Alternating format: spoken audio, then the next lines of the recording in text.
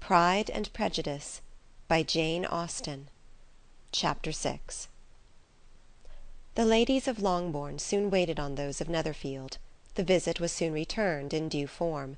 Miss Bennet's pleasing manners grew on the good will of Mrs. Hurst and Miss Bingley, and though the mother was found to be intolerable, and the younger sisters not worth speaking to, a wish of being better acquainted with them was expressed towards the two eldest.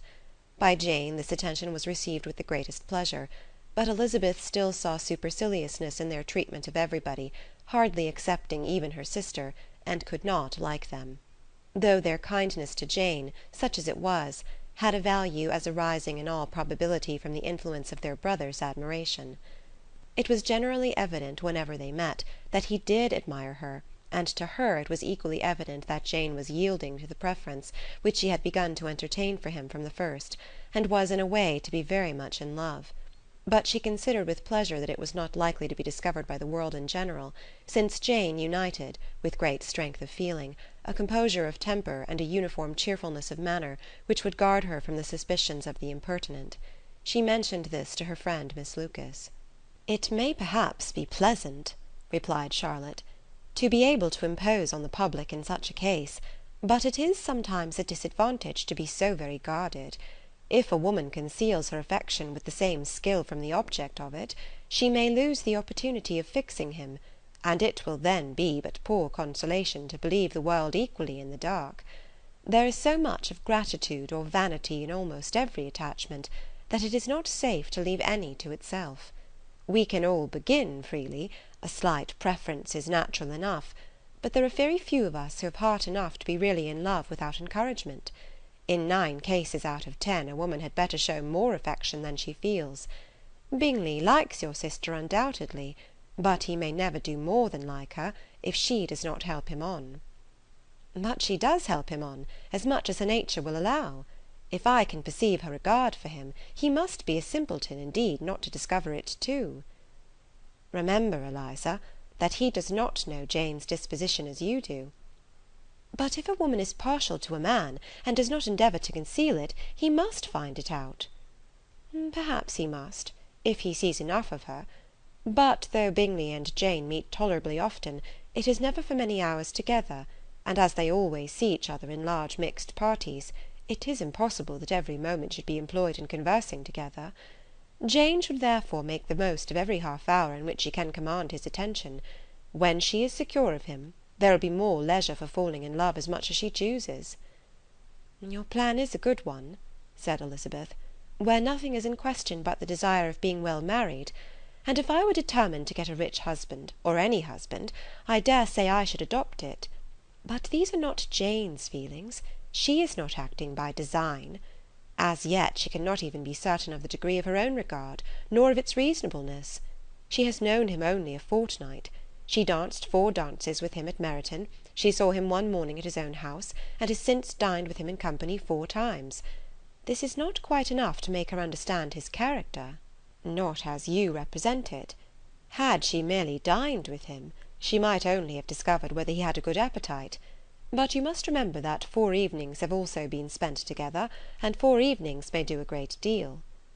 "Yes, these 4 evenings have enabled them to ascertain that they both like 21 better than commerce, but with respect to any other leading characteristic, I do not imagine that much has been unfolded." "Well," said Charlotte, "I wish Jane success with all my heart, and if she were married to him to-morrow, I should think she had as good a chance of happiness as if she were to be studying his character for a 12-month. Happiness in marriage is entirely a matter of chance. If the dispositions of the parties are ever so well known to each other, or ever so similar beforehand, it does not advance their felicity in the least. They always continue to grow sufficiently unlike afterwards to have their share of vexation, and it is better to know as little as possible of the defects of the person with whom you are to pass your life." "You make me laugh, Charlotte, but it is not sound. You know it is not sound, and that you would never act in this way yourself." Occupied in observing Mr. Bingley's attentions to her sister, Elizabeth was far from suspecting that she was herself becoming an object of some interest in the eyes of his friend.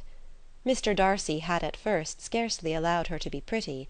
He had looked at her without admiration at the ball, and when they next met, He looked at her only to criticise.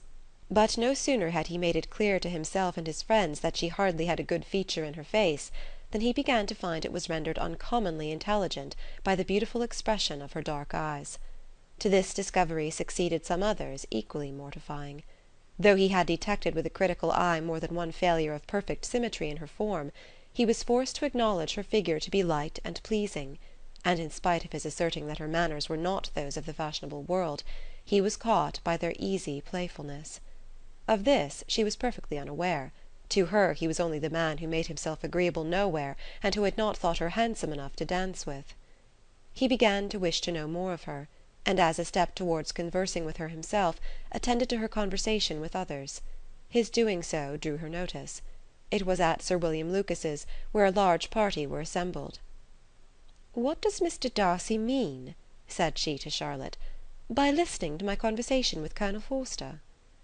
"That is a question which only Mr. Darcy can answer." "But if he does it any more, I shall certainly let him know that I see what he is about. He has a very satirical eye, and if I do not begin by being impertinent myself, I shall soon grow afraid of him." On his approaching them soon afterwards, though without seeming to have any intention of speaking, Miss Lucas defied her friend to mention such a subject to him, which immediately provoking Elizabeth to do it, she turned to him and said, "Did you not think, Mr. Darcy, that I expressed myself uncommonly well just now, when I was teasing Colonel Forster to give us all a ball at Meryton?" "With great energy. But it is always a subject which makes a lady energetic." "You are severe on us." "It will be her turn soon to be teased," said Miss Lucas. "I am going to open the instrument, Eliza, and you know what follows." "You are a very strange creature by way of a friend, always wanting me to play and sing before anybody and everybody. If my vanity had taken a musical turn, you would have been invaluable. But as it is, I would really rather not sit down before those who must be in the habit of hearing the very best performers." On Miss Lucas's persevering, however, she added, "Very well, if it must be so, it must." And gravely glancing at Mr. Darcy, "There is a fine old saying, which everybody here is of course familiar with, 'Keep your breath to cool your porridge,' and I shall keep mine to swell my song." Her performance was pleasing, though by no means capital.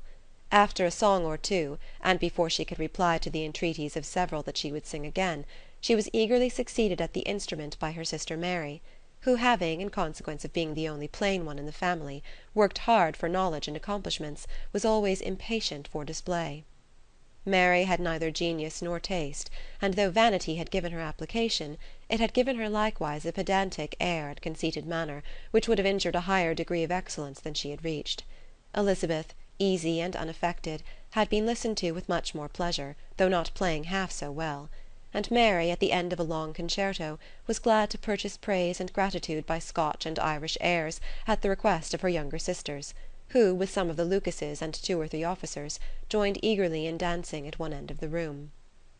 Mr. Darcy stood near them in silent indignation at such a mode of passing the evening, to the exclusion of all conversation, and was too much engrossed by his thoughts to perceive that Sir William Lucas was his neighbour, till Sir William thus began. "What a charming amusement for young people this is, Mr. Darcy! There is nothing like dancing, after all.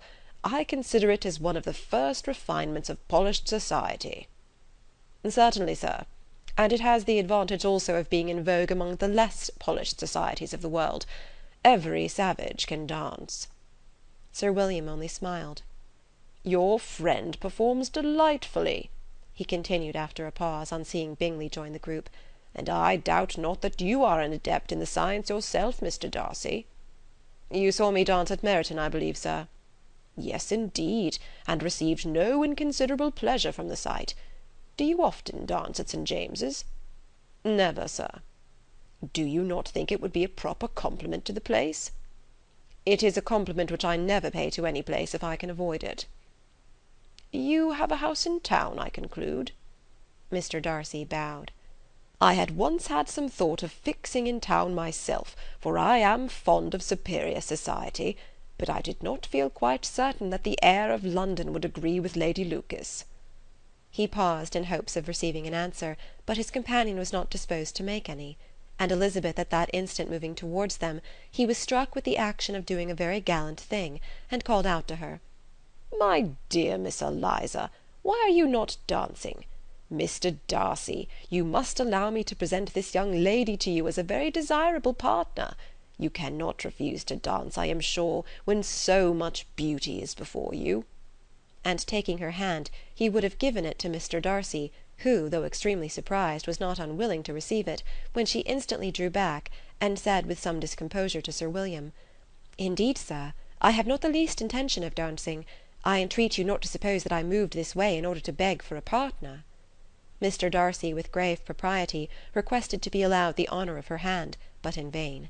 Elizabeth was determined, nor did Sir William at all shake her purpose by his attempt at persuasion.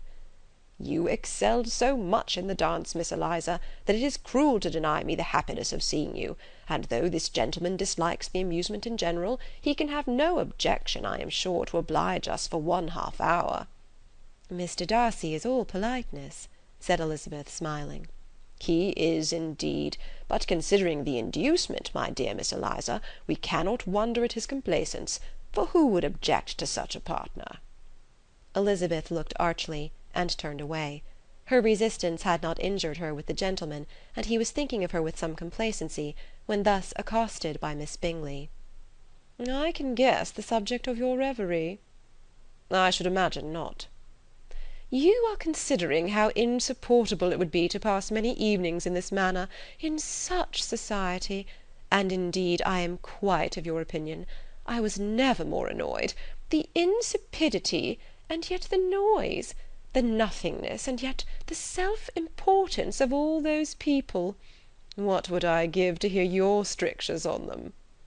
"Your conjecture is totally wrong, I assure you. My mind was more agreeably engaged. I have been meditating on the very great pleasure which a pair of fine eyes in the face of a pretty woman can bestow." Miss Bingley immediately fixed her eyes on his face, and desired he would tell her what lady had the credit of inspiring such reflections. Mr. Darcy replied with great intrepidity, "Miss Elizabeth Bennet." "Miss Elizabeth Bennet?"